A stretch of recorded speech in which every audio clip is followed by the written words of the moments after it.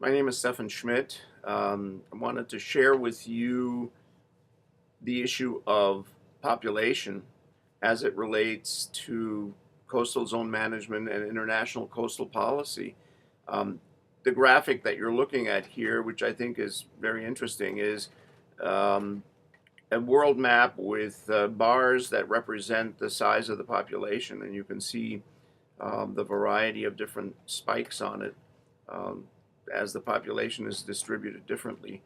Um, may I share with you just a few PowerPoint slides and make some comments on them? I think I don't have to explain to you why population size, as well as population growth and population distribution, are crucial issues in the impact that coastal zones experience.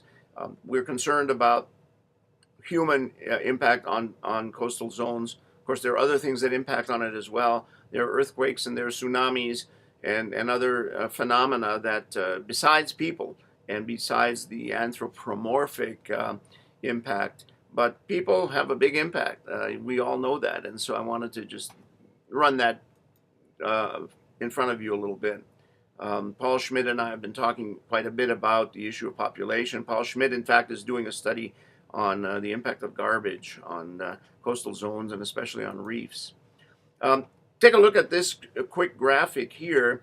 This is the Earth's population from about 10,000 BC until the year 2000, more or less. Take a look at the bottom left and see that arrow coming down. That was 10,000 BC. The numbers are very, very difficult to establish, but I've seen numbers that say maybe 4 million people on the entire planet. And then you can see, I can only show it to you with my cursor, but down along here, you go for a very, very long time. We start our calendar over here at AD 1, which is, the Anno Domini, the birth of Christ, and so on. And then you can see that the population had risen, but continues fairly steady and suddenly begins to really sharply rise in a phenomenal way. Now follow that red arrow and you take a look at about the year 2000 with 6.4 billion people. The difference between the green arrow and the red arrow is alarming, and you should think about what the impact is of that on the coastal zones of the world. What kept the world's population fairly steady? Lots of things, but the plague was one of them. The Black Death was a pandemic that swept through Asia and Europe.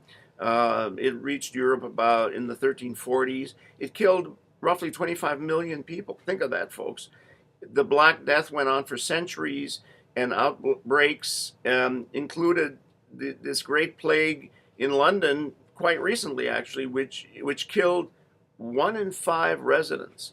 So the world's population was essentially controlled in part by all of the natural phenomena that kept in check any species, and in this case the human species. Of course, we had medicine and sanitary water, and later inoculation and all kinds of pharmaceuticals, and we have been able to stop people from dying and stop pandemics and fight that, and so that's the reason why the population has escalated so much. The Black Death was not a pretty thing. I would never wish it on anyone. This is Hieronymus Bosch's infamous, famous painting, and you can see the bodies all stacked up. You can see the starving horses, the skeletons, everything on fire, mass misery, and truly a scene from hell. And that is not what we would like, but it kept the population of Earth in check, and the impact on nature much less.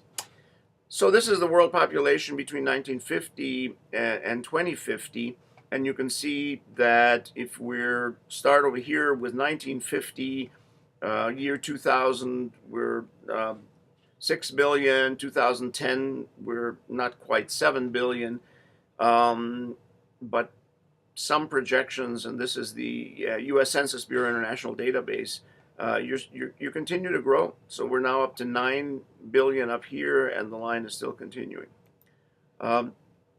There are lots of people on Earth, and many of them are miserable, and not only that, but they are, in some cases, truly like locusts. They eat everything, they chop down every tree and plant.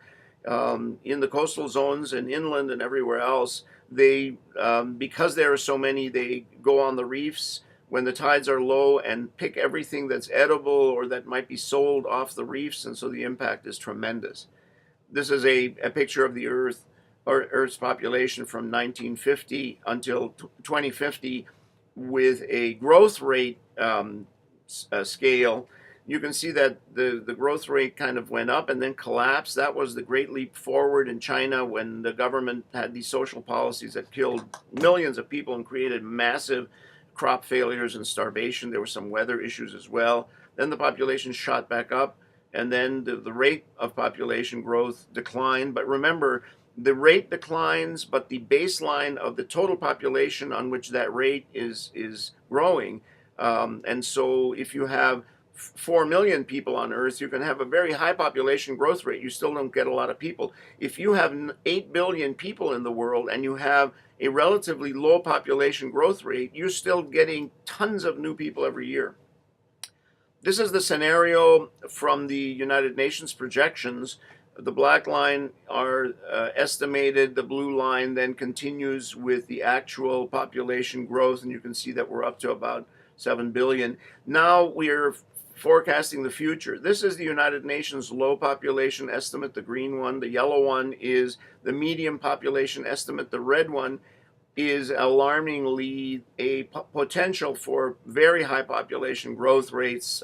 We have 14 billion people up here by 2100.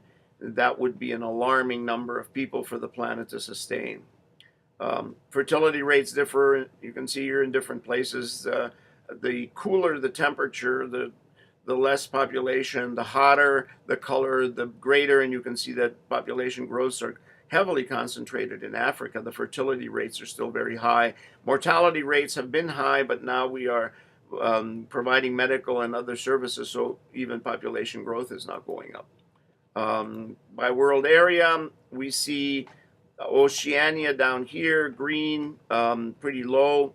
We see North America and Latin America, and Africa begins very low but shoots very high. Europe evened out a long, long time ago, and in fact, Europe has a declining population. And then Asia, of course, is the major growth factor because they have so many people, and therefore even smaller growth rates shoot them up here. And then at the top is the aggregate, the total world population growth rate. How about a catastrophic scenario? More than 90% of all organisms that have ever lived on Earth are now extinct today as I speak. As new species evolve to fit ever-changing ecological niches, older species fade away. Here's the question. Are human beings part of a species that might experience extinction? We don't know that.